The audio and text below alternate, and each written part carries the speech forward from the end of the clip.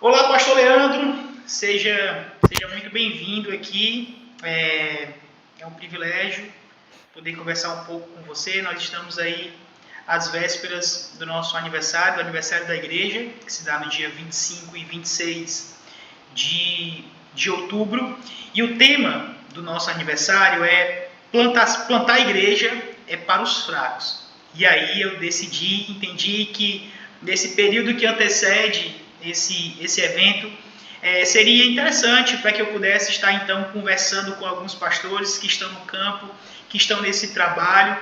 Então eu queria aproveitar esse momento, pedir a você que se apresente aí, dê aí as suas credenciais para as pessoas que estão nos assistindo e fale um pouco aí, primeiro, de quem você é, com quem você é casado, filha, enfim, as suas formações aí, por gentileza, fique à vontade.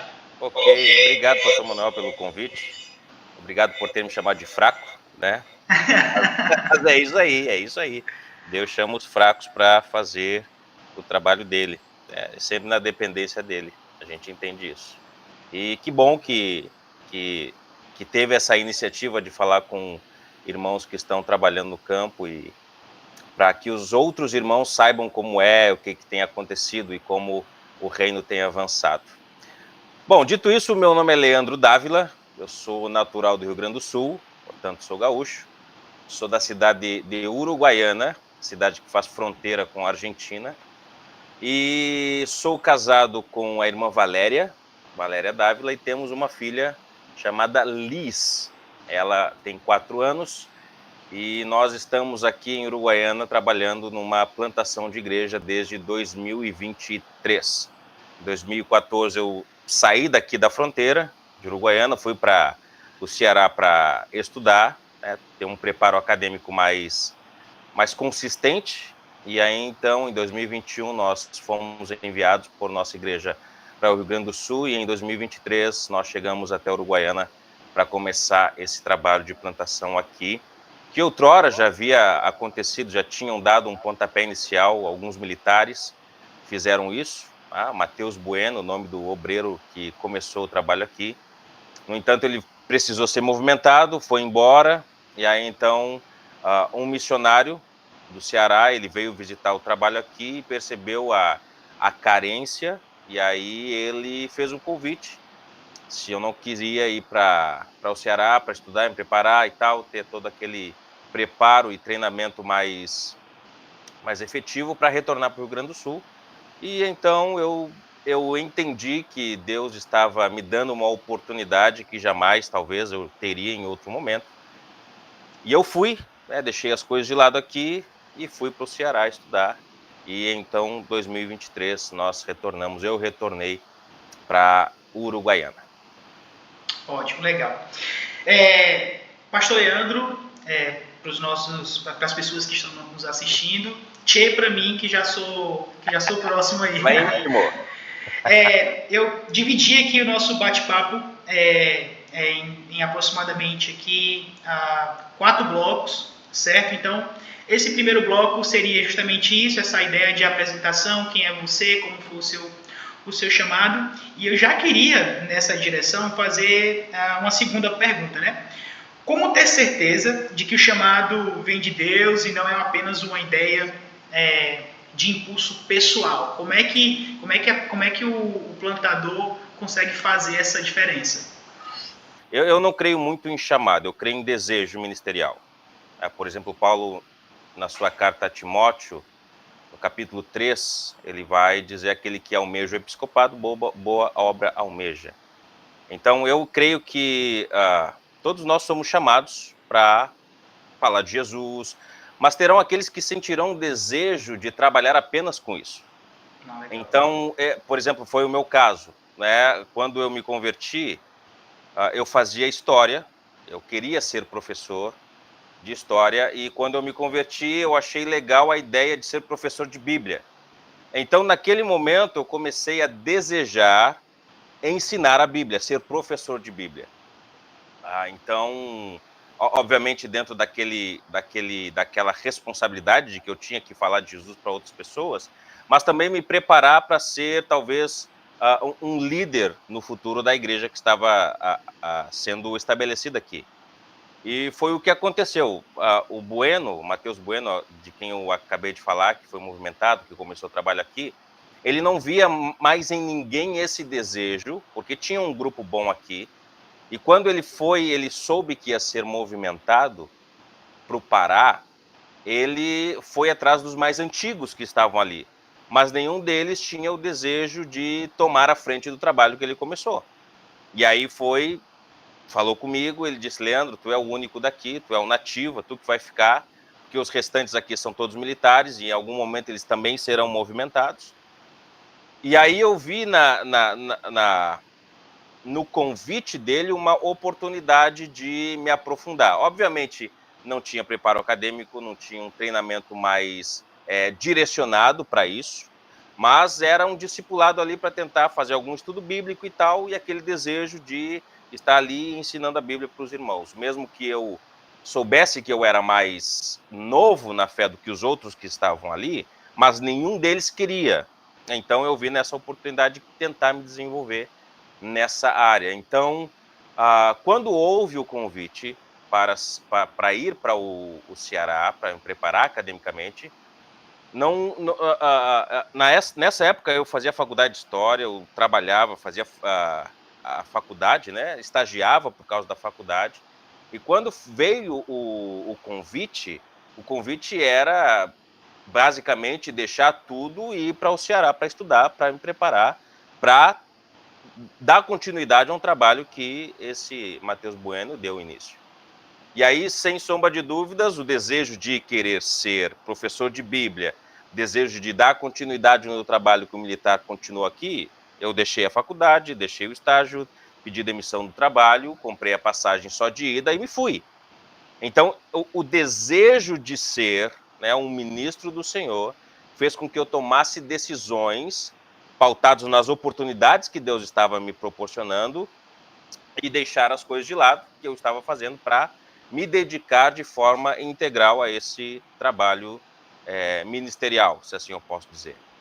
Então, eu acredito que todos somos chamados para serem discípulos do Senhor, falar de Jesus para as outras pessoas. No entanto, como eu disse, outros vão ter desejo de trabalhar integralmente nisso. Aí entra uma questão interessante. Tem um camarada lá que diz que sente o desejo de ser pastor, de ser missionário, de trabalhar em um campo. A gente vai precisar primeiro perceber se ele está disposto a deixar coisas de lado para trabalhar de modo integral nesse trabalho que ele diz que sente desejo. E aí a gente tem como equilibrar ou tentar perceber se de fato o camarada está firme naquilo que ele deseja de fato, que é servir ao Senhor de forma integral e ser um missionário, ser um pastor, ser um plantador de igreja, ou se o camarada, não, isso aqui eu não posso deixar, não, isso aqui não dá certo, eu fazer. Então dá para perceber se o camarada ele está, de fato, o desejo dele é consistente para aquilo ali. Tá entendendo? Entendi, então, perfeito. Então, quando o camarada ele titubeia, se é colocado para ele as oportunidades, e o camarada diz, não, peraí, não é bem assim, não é assim desse jeito que eu estava pensando. Então, ele precisa amadurecer um pouco mais esse desejo ministerial. Porque, querendo ou não, alguém que quer ser pastor, missionário, plantador de igreja, ele vai ter que se abnegar de algumas coisas que talvez tragam conforto a ele. Porque é um trabalho difícil, é um trabalho que exige muito de ti. É um trabalho que não exige só de ti, mas exige da tua família, se tu tiveres família. Ou se tu não tiveres família, tu vai ter que achar uma menina que também tem o mesmo desejo. Então, eu gosto daquela menina lá. Por exemplo, a gente fala aqui da questão de deixar as coisas que quer. Por exemplo, tem um camarada lá que quer ser plantador de igreja. Eu vou dar o meu exemplo aqui. Quer ser um plantador de igreja, mas ele quer casar, é solteiro. Aí ele está meio enamorado com uma menina, só que a menina não quer nada de plantação de igreja, não quer casar com um pastor, com um cara que quer ser pastor, não quer casar com um camarada que quer ser missionário. Ele tem que fazer uma decisão. Se o desejo dele é ministerial, de fato, trabalhar de forma integral para o Senhor, ele precisa dizer não para o seu coração nesse sentido amoroso e buscar uma menina que tem o mesmo desejo ministerial que ele tem. Então, dá para ver se de fato o desejo do camarada é um desejo real ou se é um desejo só levado mais pela emoção. Rapaz, eu quero ser igual aquele pastor, eu quero ser igual aquele missionário, mas não sabe o que tem por detrás de todo o ministério dessas pessoas que ele está tentando se espelhar. Então, eu acho que dá para perceber, sim, essas diferenças daquele que de fato deseja ser um ministro do Senhor e aquele que está talvez só meio que encantado com aquilo ali, mas não sabe o que está por detrás do que acontece na vida do pastor, missionário, plantador de igreja, seja lá o que ele tem pensado em fazer. Legal. Você falou sobre a questão de acompanhar-se com alguém que deseja a mesma coisa, que deseja plantar a igreja também, né? Procurar pensar em um cônjuge que também esteja ansiando por isso, né? Mas uma coisa é a gente falar de uma escolha prévia. Outra coisa é, enquanto já casado, partirem para o campo. Então, para mim, essa é a minha próxima pergunta. Então, quais são os desafios que o casal também enfrenta no campo, né, no processo de plantação de igreja, pastor Leandro? Eu acho que esse é o primeiro desafio, sustento. Ter que ir atrás de mantenedores, né, e alcançar o valor alvo para o sustento familiar. Mas só que e esse desafio talvez seja o primeiro grande desafio, como eu disse, daqueles que querem trabalhar com missões ou plantação de igreja fora da sua cidade, ou até mesmo dentro da sua região.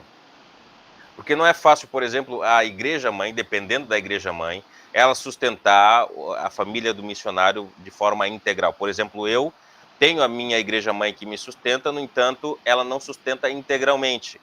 Há uma parte do meu sustento e para que eu pudesse ter a integralidade dele, eu precisei visitar igrejas, falar com irmãos, fazer algumas viagens para mostrar o trabalho que nós queríamos fazer aqui na fronteira, para então a igreja pensar na possibilidade de nos adotar.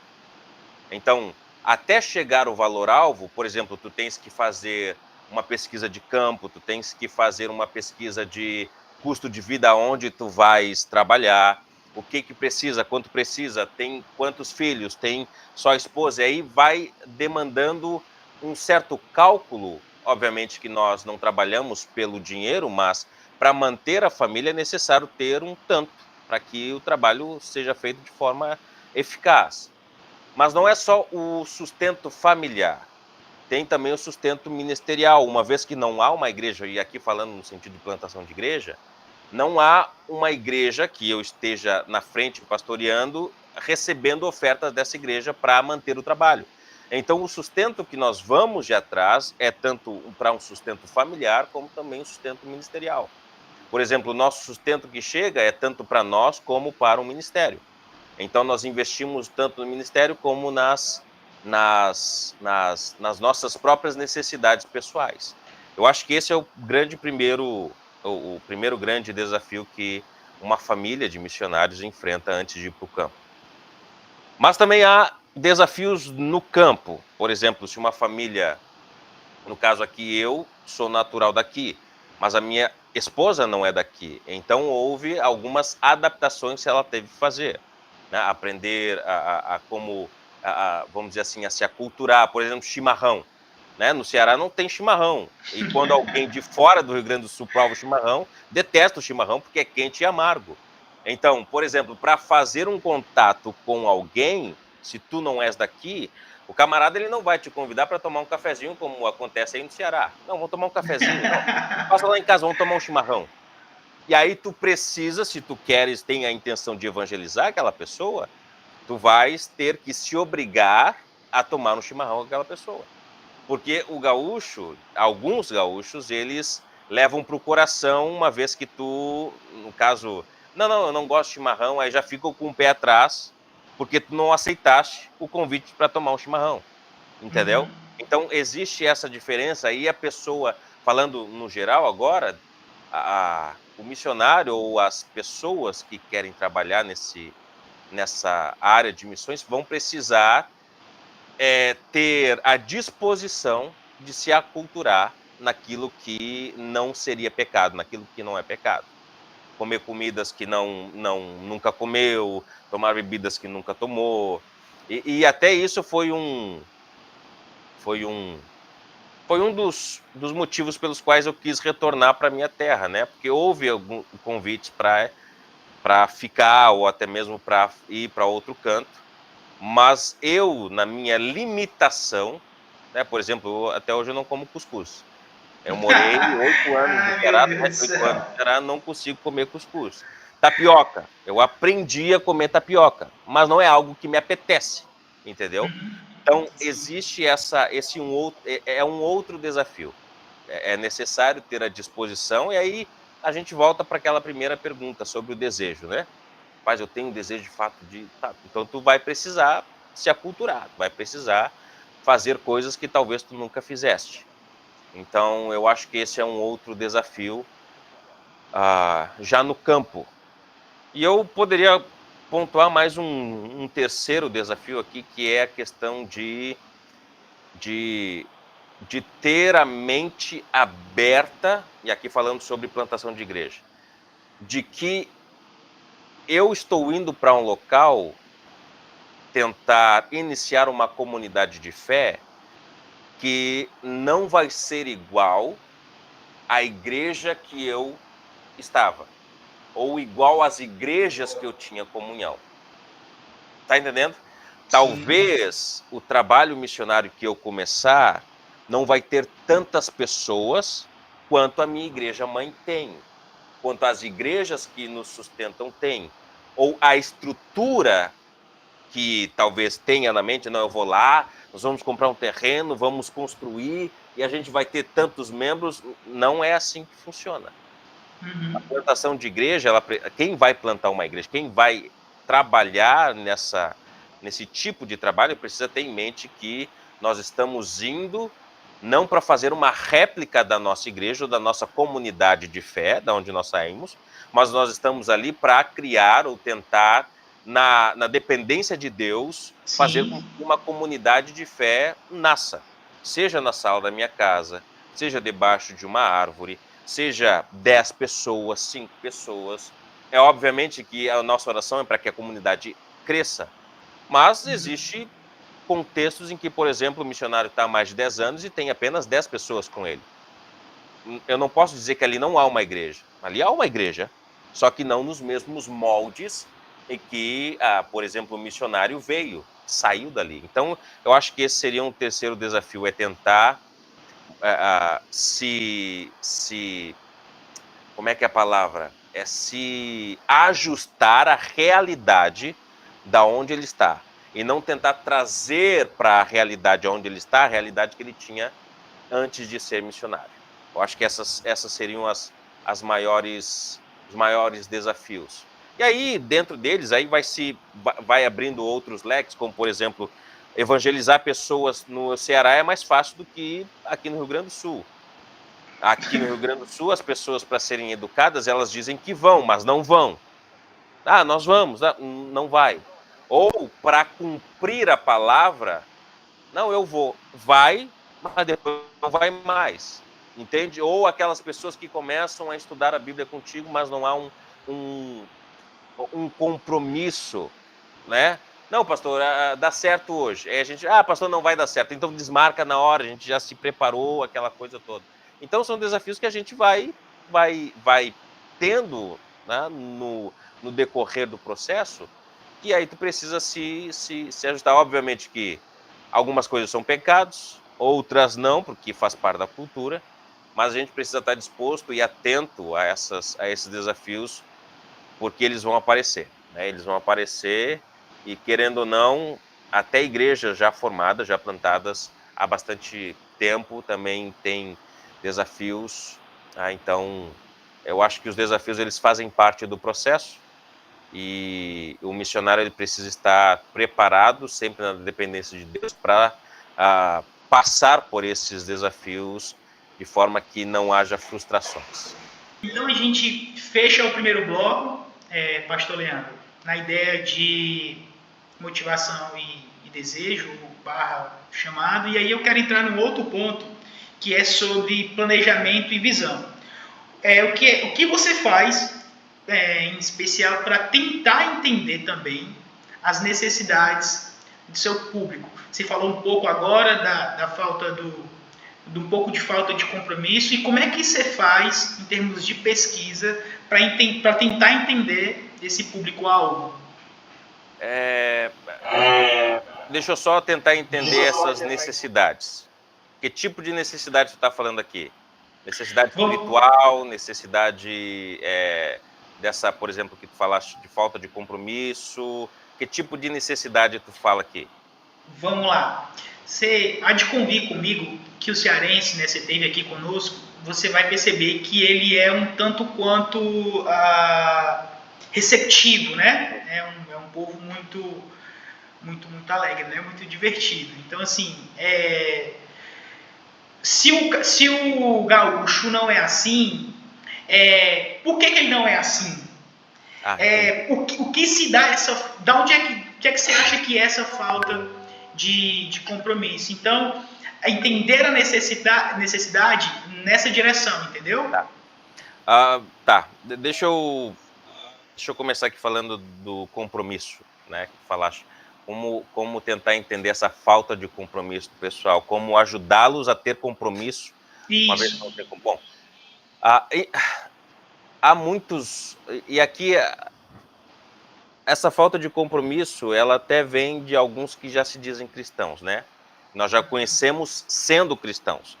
E eu creio que essa falta de compromisso vem de uma falta de entendimento bíblico, mesmo se dizendo cristãos, mas também de uma falta de instrução das igrejas que aqui estão. O que eu quero dizer com isso? As igrejas que nós conhecemos aqui, elas são igrejas grandes, certo? Tem muitas igrejas aqui que são enormes e apenas um pastor. E pelo conhecimento que eu tenho do passado dessas igrejas, as pessoas elas não são pastoreadas, tá? Uhum. Então, por não serem pastoreadas, elas não são ensinadas sobre o compromisso que têm. Existe aquelas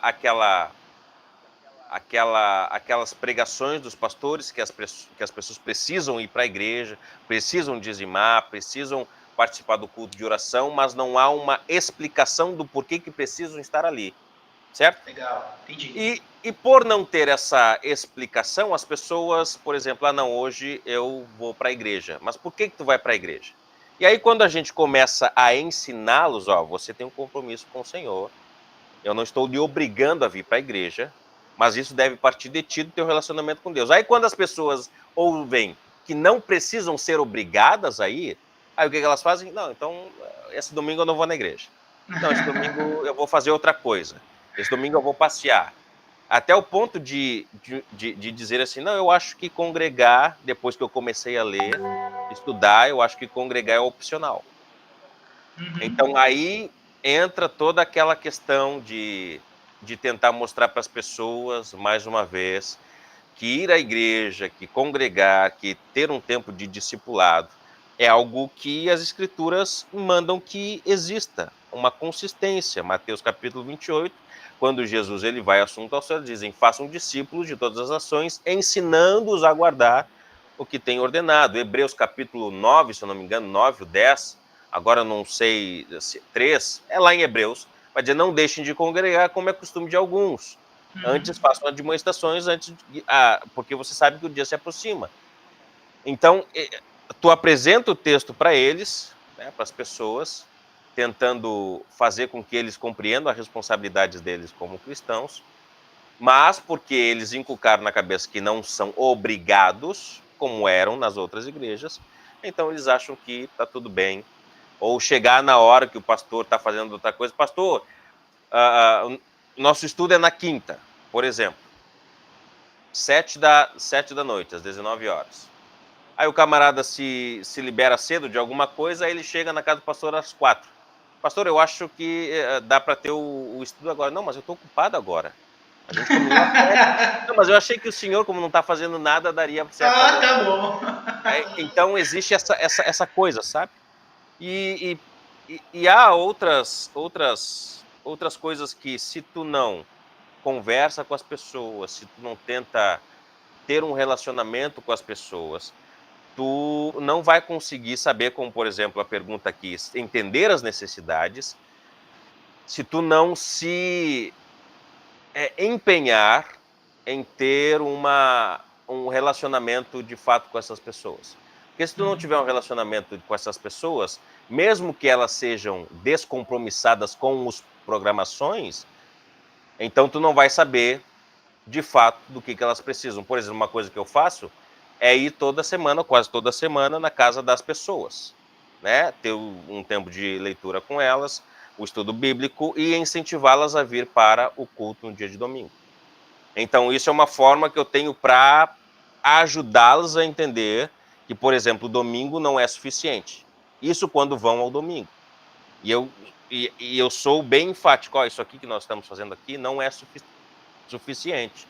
Nós precisamos estar mais tempo juntos, né? Precisamos estar mais tempo lendo a Bíblia, precisamos ter mais tempo juntos orando um pelos outros. Mas só que isso é difícil de tu colocar na cabeça do pessoal. O pessoal aqui, ele é um pessoal bem difícil de cumprir as responsabilidades. Agora, quando um camarada, ele entende, aí o camarada, ele se torna uma pessoa fiel. Ele se torna uma pessoa que compra e veste a camisa, compra a ideia e ele se torna algo, não porque ele está obrigado com o pastor, mas porque ele entendeu que ele é um cristão e na Bíblia diz que ele precisa estar em comunidade, adorando ao Senhor em comunidade, participar das ordenanças do Senhor. Então ele está ali porque ele é obrigado não por mim, mas pelo relacionamento que ele tem com o Senhor. Então, quando isso acontece, meu camarada, aí as coisas mudam.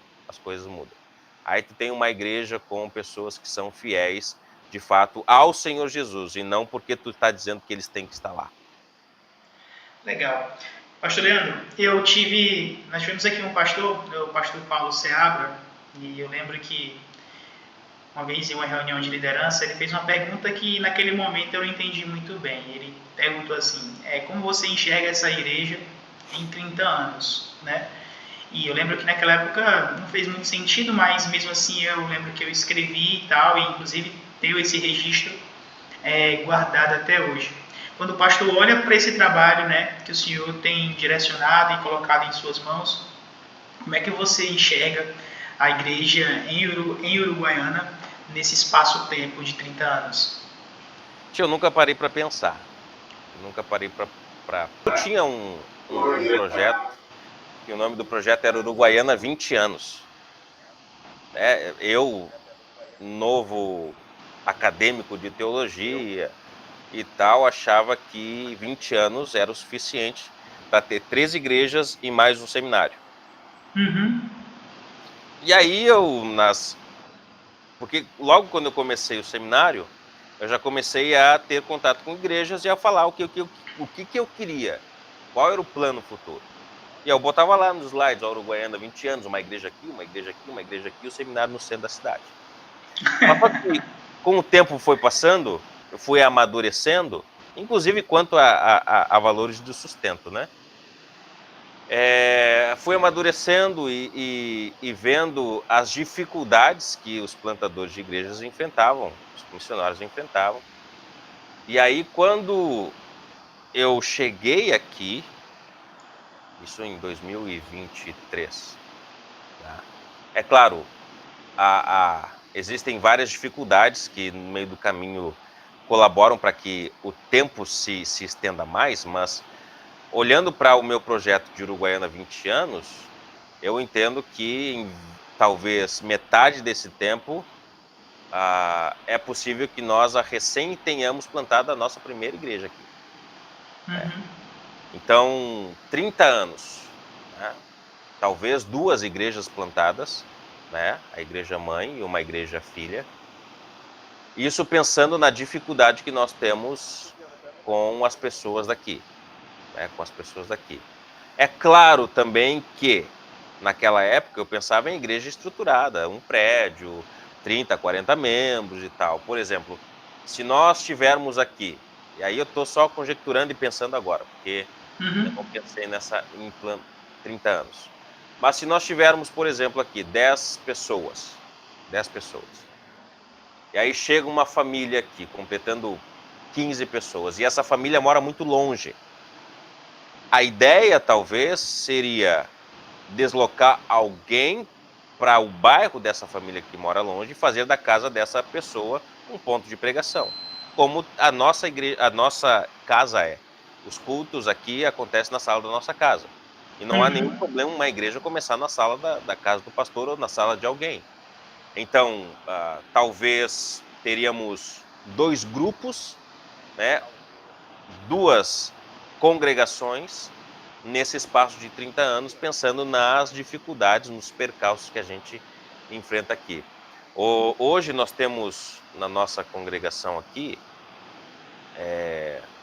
contando aqui com as crianças, nós temos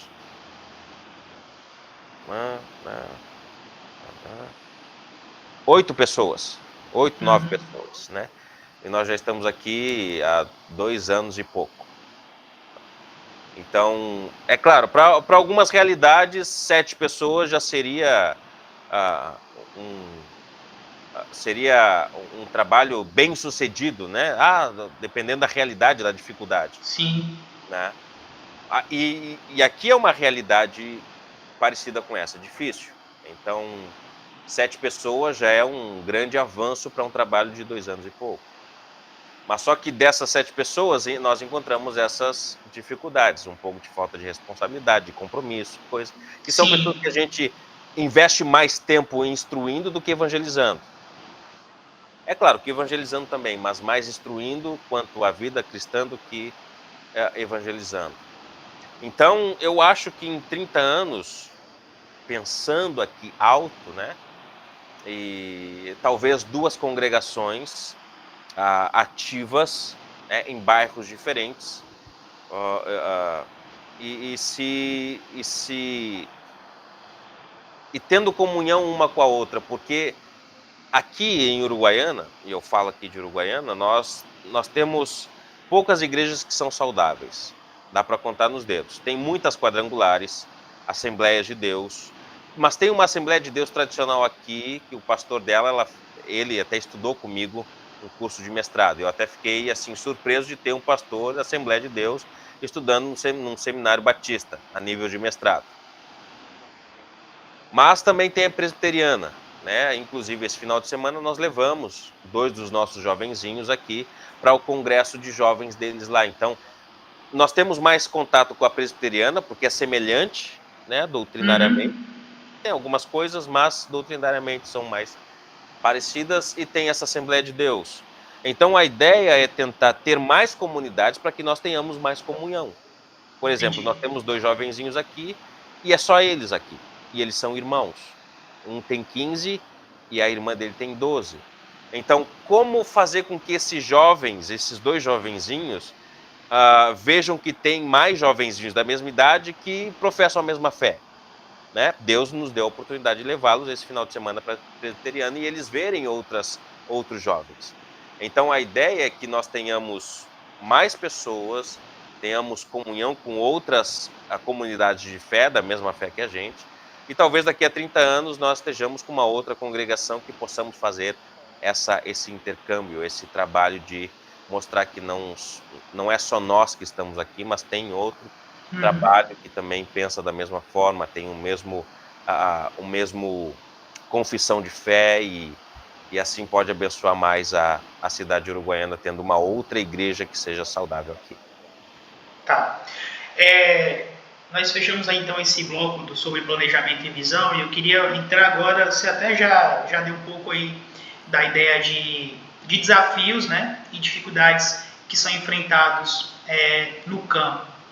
Hoje, pastor Leandro, como é que funciona essa questão dos mantenedores, né? Você falou já que existe uma igreja, né, que ajuda, mas além dessa igreja, existem outras igrejas também que fazem esse apoio? Sim, nós temos algumas igrejas que nos apoiam financeiramente, mas também temos pessoas individuais, né, irmãos, que também apoiam o nosso trabalho. Se eu puder aqui chutar o número de igreja, é possível que nós tenhamos de 5 a 7 igrejas que nos apoiam financeiramente, mais irmãos particulares dessas mesmas igrejas que também colaboram com o nosso sustento, né? E nós somos muito agraciados com isso. Tem irmãos de igrejas que estipulam um tempo para o sustento. Nós vamos apoiar vocês durante 2 anos, vamos apoiar vocês durante 1 ano, e isso, dependendo do processo, de como está a vida financeira da igreja e dos irmãos, eles renovam, né? E assim vai sucessivamente. Alguns não renovam, alguns fazem revezamento de missionários. Por exemplo, esse ano nós vamos apoiar vocês, fechou 1 ano, nós vamos apoiar um outro missionário. Então já corta, né, e são valores que nós, por exemplo, nós não podemos contar. O que eu quero dizer com isso?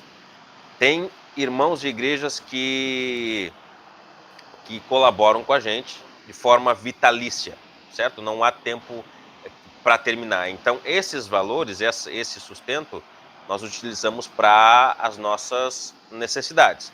Conta mensal, aluguel, aí vai. Mas tem irmãos que entram também, nós queremos apoiar o ministério de vocês, mas durante um tempo. Se nós vemos que é um valor que é possível separar para o ministério ou para outra coisa, nós separamos, nós não incluímos nas nossas necessidades, porque daqui 1 ano vai parar, e se nós incluirmos, aí vai faltar depois que o ano passa. Então, nós investimos esses outros apoios que vêm no ministério,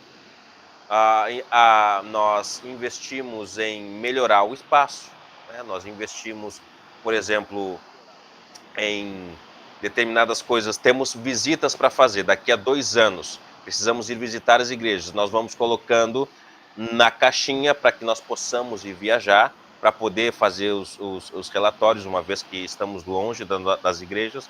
Então, demanda é um custo bem grande. Então, o que nós fazemos? Nós vamos guardando determinadas ofertas para poder fazer essa viagem. Então, a gente vai tentando administrar esse sustento que vem chegando nas nossas mãos da melhor forma possível, uma vez que nós entendemos que precisamos ser transparentes nos valores que chegam até nós, porque irmãos estão trabalhando para que nós ganhemos esse sustento. Então, nós entendemos a importância disso e tentamos administrar da melhor forma possível, no avanço do reino, também nas nossas necessidades, mas também visando outras coisas aqui. Ok. Pastor Leandro, me corrija se eu estiver errado, 2 anos, né? Que vocês estão indo trabalho, é isso? Isso. Aqui em Uruguaiana, sim. Ótimo. Nesse período, assim, teve alguma surpresa, assim, quer seja positiva ou negativa, que aquilo que aconteceu e vocês ficaram, assim, meio que surpresos com aquela situação? No sentido de sustento? Não, geral. Assim, algo que aconteceu nesses 2 anos, assim, que causou surpresa para vocês. Tanto pode ser ou positiva ou negativa. Positivo, tá, ok. 2, uma negativa e uma positiva. Tá, vai lá. A negativa é que quando nós estávamos planejando vir para cá, nós fazemos parte de uma missão chamada BGFM. E essa agência missionária, ela trabalha com uma filosofia de trabalho que ela só dá o aval para o missionário ir para o campo se tiver uma equipe, uma outra família ou um missionário solteiro para integrar uma equipe. Uma família sozinha, eles não sugerem, eles não dão aval. Enfim. E aí nós estávamos orando ao Senhor para que nós tivéssemos uma família, uma equipe para vir com a gente para Uruguaiana. Desculpa. E aí, quando nós viemos para cá, para o Rio Grande do Sul, ainda não para Uruguaiana, mas para o Rio Grande do Sul, a cidade de Taquara. No primeiro ano, nós recebemos uma ligação de um seminarista que ele estava procurando um campo missionário e que ele havia, alguns anos atrás, escutado sobre Uruguaiana e ficou interessado. E aí ele queria conhecer Uruguaiana, ele e a família. E nós, então, planejamos uma viagem para ir até Uruguaiana junto com eles, mostrar a cidade, ver, para eles conhecerem e tal. Tá. Aí entra naquela coisa de desejo que nós falamos na última vez. E aí, no último dia de viagem, eles disseram assim: pastor, nós gostamos muito da cidade, nós gostaríamos de trabalhar com vocês durante um tempo, e se não fosse o seminário, nós já começaríamos a planejar, organizar a nossa mudança para cá, mas precisamos terminar o seminário. Eles estavam no último ano de seminário deles, ele e a esposa. Aí tá, nós ficamos alegres, né? Resposta de oração, estávamos orando por isso, e nós falamos com a missão: ó, tem uma família assim assado que está terminando o seminário em novembro e eles querem trabalhar conosco, mas seria melhor nós irmos antes para alugarmos o local, para nós podermos receber eles em Uruguaiana. E aí a missão, ela topou, né? E nós viemos em agosto para cá, agosto de 2023, para Uruguaiana em definitivo. E aí, de agosto até novembro, fomos nutrindo a expectativa de que em dezembro, janeiro, teríamos uma família mais conosco. Aí passou-se setembro, outubro, novembro. No finalzinho de novembro, quando eles se formaram, eles botaram, nesse meio tempo, a vinda deles para fevereiro. Quando nós chegamos em dezembro, o rapaz, ele entrou em contato comigo, perguntando alguma coisa teológica, sobre uma posição teológica minha. Eu respondi a ele, mas ele já sabia. E aí ele começou a botar desculpas de que não daria certo o trabalho por causa dessa minha posição teológica, que era diferente da dele. E eu tentei argumentar com ele que essa posição teológica minha não interferiria em nada no trabalho de plantação de igreja. Era um assunto bem secundário, né? Um assunto bem, vamos dizer assim, que não seria importante para o trabalho de plantação de igreja, apesar de ser uma posição teológica que eu considero importante. Tentei argumentar e tal, mas não vai dar. Quando eu for pregar, eu vou ter que falar disso aqui. E na minha mente não entrava, não encaixava. Como é que ele vai pregar e vai falar disso aqui? Se ele for pregar, por exemplo, sobre João Batista, no capítulo 2 de João, eis o Cordeiro de Deus que tira o pecado, como é que ele vai inserir esse assunto no texto que não está dizendo nada sobre isso? Mas enfim, aí disse que não viria, né? Disse que não viria. E quando ele disse que não viria, ele disse que não ia vir mais, a cozinha da casa dele já estava toda aqui, porque eles iam comprando os eletrodomésticos e iam mandando para nós. Né, para quando ele chegasse aqui, já tinha os eletrodomésticos, não precisavam comprar. Então já tinha geladeira, já tinha máquina de lavar, já tinha micro-ondas, já tinha forno, já tinha máquina de lavar louça. O carro deles já estava vindo do Crato para o Rio Grande do Sul e o carro deles já estava em São Paulo, já tinham investido na cegonha, já tinham investido nas passagens do Ceará para o Rio Grande do Sul. E aí eles tiveram um baita prejuízo, tiveram que mandar de volta o carro para o Ceará, de São Paulo para o Ceará. Os eletrodomésticos eles não conseguiram vender de volta, né? E aí eles ofertaram para nós os eletrodomésticos, né? Eu aceitei meio que contrariado. Na verdade, meio que contrariado não. Eu disse para eles que nós não queríamos inicialmente porque pareceria algum tipo de compensação. Nós não estamos indo, mas vamos deixar as nossas coisas para vocês.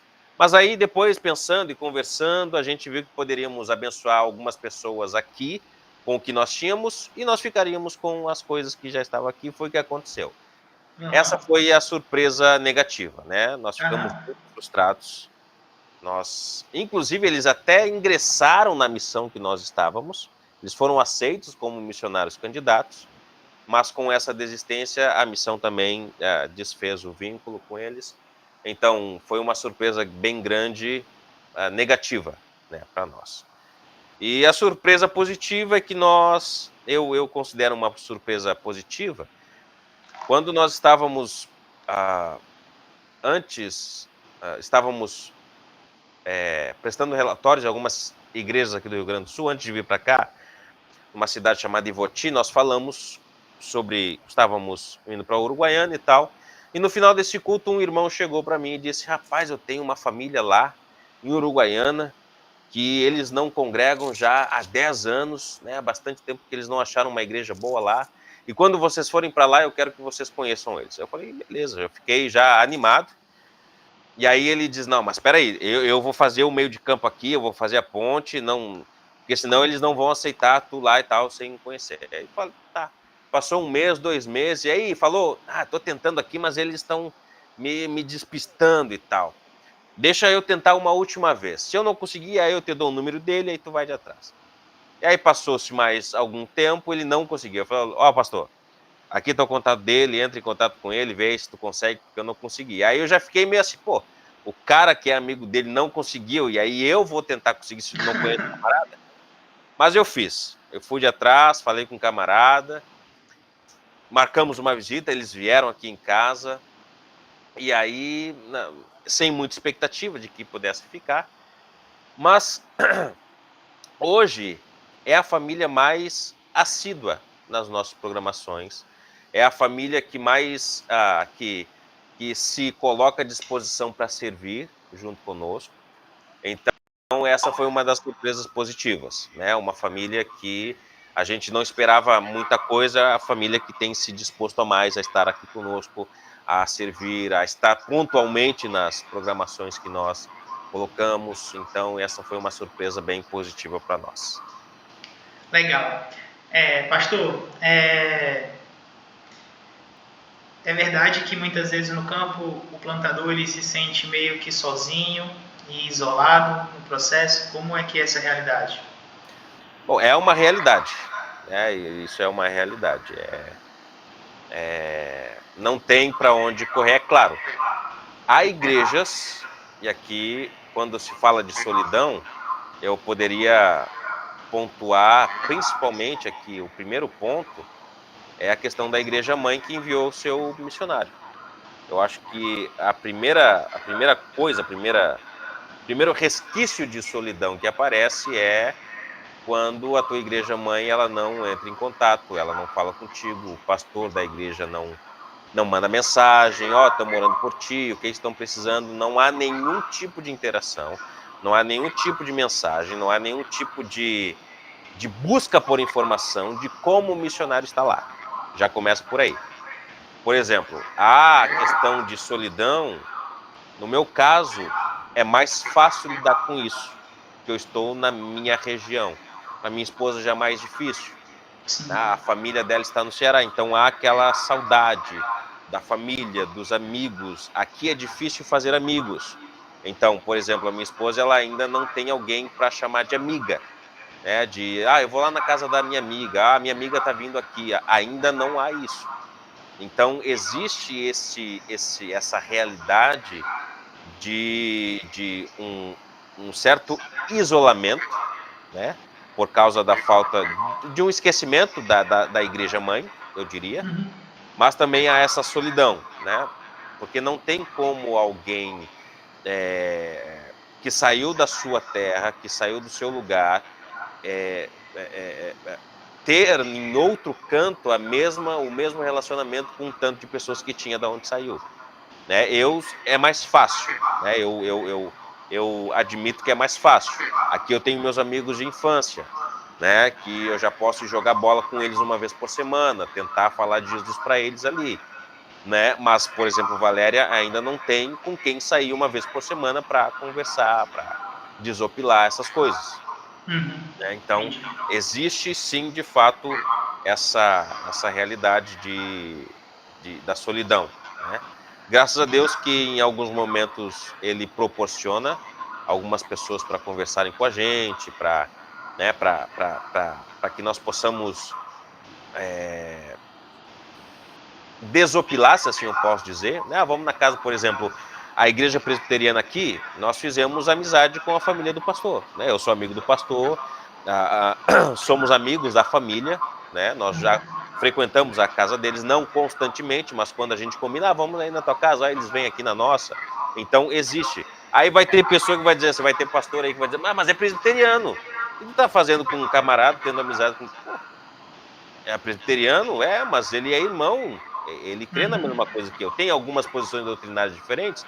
Tem, mas eu não vou me privar de ter comunhão com o irmão só porque ele é de uma denominação diferente da minha. É o reino, e eu costumo dizer, o reino é maior do que a minha denominação. Então, se Deus proporcionou essa amizade, então eu vou aproveitar essa amizade. Vou aproveitar o tempo com a família dele. Né? A minha esposa vai aproveitar o tempo com a esposa dele. A minha filha vai aproveitar para brincar com as filhas deles. Então, querendo ou não, Deus ele proporciona alguns momentos para que nós possamos ter refrigério nesses momentos de solidão. Mas assim, a solidão ela existe, e se o camarada ele não tiver ciente de que ele vai passar por esse negócio, ele se frustra, ele vai querer voltar para a mãe. Como a gente tinha o termo lá no quartel, chama a mãe, tu tá sozinho aqui é assim, vai sofrer, chama a mãe. Então, se o camarada não tiver bem, se não tiver de fato engajado, ele vai chamar a mãe e vai sair. Quando eu jogava bola, era assim, é onde o menino chora e a mãe não vê. Exatamente. Pastor Leandro, vamos seguir para o fim aqui com algumas reflexões em conclusão, certo? Conte aí para a gente uma grande bênção que você já experimentou nesses últimos 2 anos aí. Bom, foi a conversão de dois adolescentes, né? Os 2 adolescentes que se converteram aqui no nosso trabalho. Eu não vou citar o nome, eu vou falar só a letra do nome dele, o G. Ele se converteu numa EBF que nós fizemos aqui 1 ano antes de virmos em definitivo.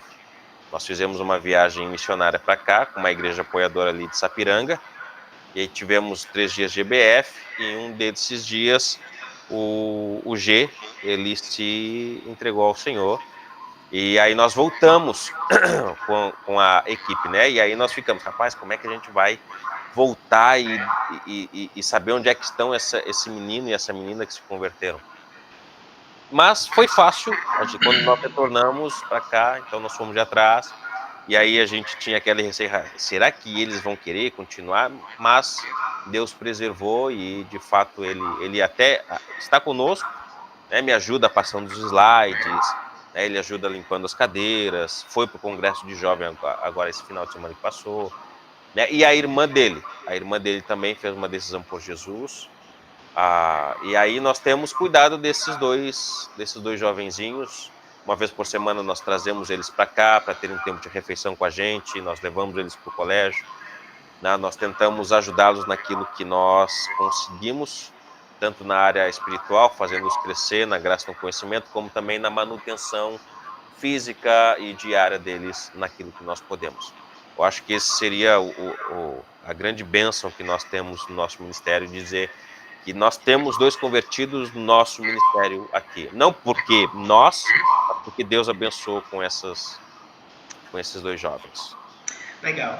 E o que você diria para alguém que sente o chamado / desejo para plantar uma igreja, mas ainda tem medo de começar, Tio? Bom, se ele não começar, ele vai continuar impedido pelo medo. Então ele primeiro precisa mandar o medo embora, e precisa ter certeza, é isso que eu quero.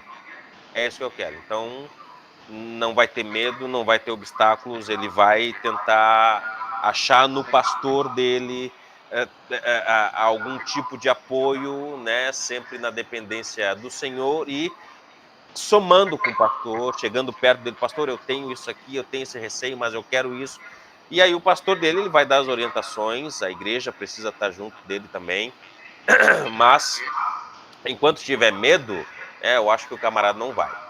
Medo dos desafios, medo dos obstáculos, medo de uma nova realidade, isso tudo é real, mas ele precisa mandar o medo embora para se de fato ele quer, ele precisa mandar o medo embora. Se ele não fizer isso, se ele não tomar uma decisão de dar o primeiro passo, eu acho que ele vai continuar com medo e ele não vai fazer nada. Então ele não pode deixar com que o medo impeça ele de fazer a obra do Senhor, se é isso que ele tem sentido de que o Senhor tem colocado no coração dele. Não, eu preciso. Legal. Então, se o Senhor tem colocado no meu coração esse desejo de fazer parte desse movimento, ser um ministro dele para o avanço do reino, então eu vou. Ele vai abençoar, é ele que está me dando esse desejo, ele vai suprir as minhas necessidades, ele vai me dar condições de fazer o que ele está me dando para fazer. Então, eu acho que esse seria o passo, né? Eu acho que esse seria o que eu diria para ele. Tá com medo? Mas então, fica em casa, né? Porque esse trabalho não é para quem tem medo, não. Então, se tu quer, então vamos com tudo, eu tô contigo. Ou vai com medo, né? Vai com medo. Às Vai com vezes medo o medo é mesmo. bom, né? Mas vai com medo, sabendo que Deus ele vai estar contigo mas isso não significa dizer ir imprudentemente. Sim, sim. Imprudentemente não. Tá com medo de alguma coisa que de fato é real, então pensa um pouquinho, conversa com o teu pastor, com o teu líder, tenta achar outras estratégias, né? Mas se é um medo de coisas triviais, né? Eu acho que vai com medo mesmo e Deus vai abençoar.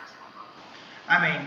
E nesses últimos anos, pastor, você tem feito para manter a sua própria saúde espiritual, emocional e física em meio a tantas demandas, pastor? A saúde espiritual, ela tem sido mantida por assim, eu tenho o desejo muito de ensinar a Bíblia para as pessoas. Sim. Então, eu estudo, eu leio bastante, eu escuto muita coisa, mas também a maior parte da minha vida espiritual está, de certa forma, bem, é a minha esposa. Às vezes a minha esposa, ela puxa muito minha orelha para eu fazer determinadas coisas que, se ela não puxasse a minha orelha, eu não faria.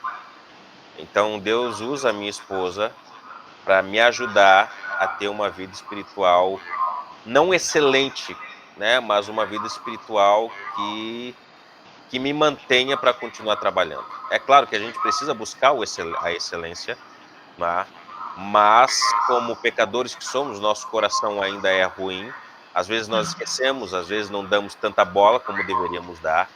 Aí Sim. Deus ele usa a esposa para, meu bem, a gente precisa ler isso aqui, meu bem, a gente precisa ver isso aqui, meu bem, a gente precisa estudar, meu bem, aquele estudo que tu disse que ia me dar e ainda não deu, aí eu preciso eu preciso fazer isso aqui. Então, grande parte da minha vida espiritual, Deus usa a minha esposa para me acordar em determinadas situações que eu preciso. E aí, e vice-versa, né? Eu tento ajudá-la, né? E às vezes falho nisso também, né? Em ajudá-la a estar bem espiritualmente. Eu preciso me policiar para manter constância, porque esse é um dos meus maiores problemas. Eu começo uma coisa, mas eu não dou continuidade. Então, essa é uma das coisas que eu preciso melhorar, né?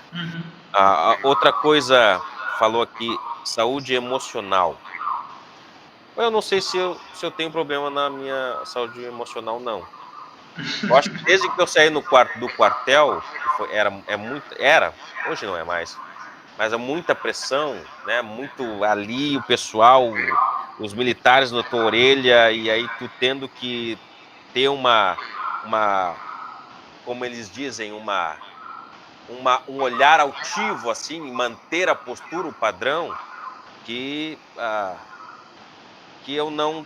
Tem poucas coisas que me abalam emocionalmente, né?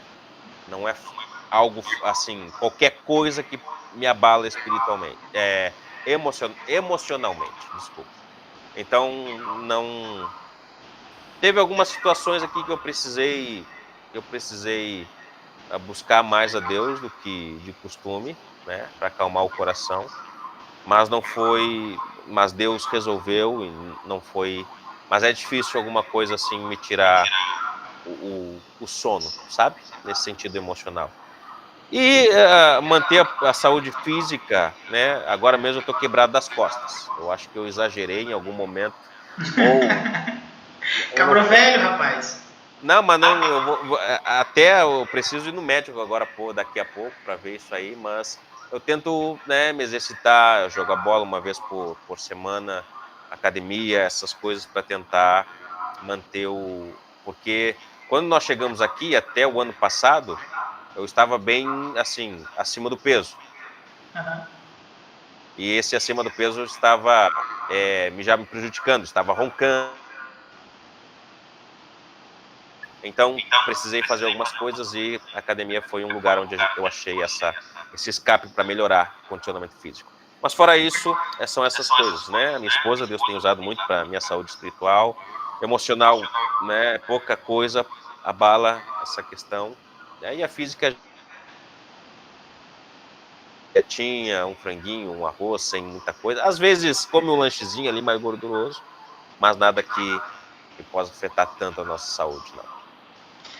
Pois, Che, obrigado por esse tempo, obrigado por dedicar esse tempo aí para bater um papo, poder conversar com você, né? Revê-lo também. Acho que a tecnologia nos proporciona isso, né? Nos dá essa oportunidade. Graças a Então, Deus. eu louvo ao Senhor pela sua vida, pela sua família, Valéria, Liz. Estaremos nessa próxima quarta-feira, uma vez mais, né, em oração pela sua família, pelo povo de Uruguaiana, para que Deus continue usando a vida de vocês e vocês sejam um instrumento de Deus nesse local, assim também como orando por vocês, pela vida de vocês, pelos mantenedores, pela saúde espiritual, física e emocional de vocês. Obrigado. Um abraço aí para ela e para sua família, meu irmão. Abração, pastor. Obrigado pela oportunidade. Abraço, pastor Leandro. Tchau, tchau.